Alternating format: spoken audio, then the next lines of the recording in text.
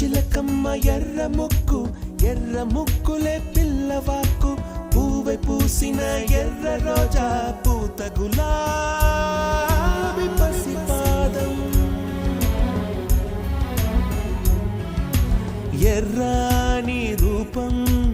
ఉడికే కోపం ఎర్రాని రూపం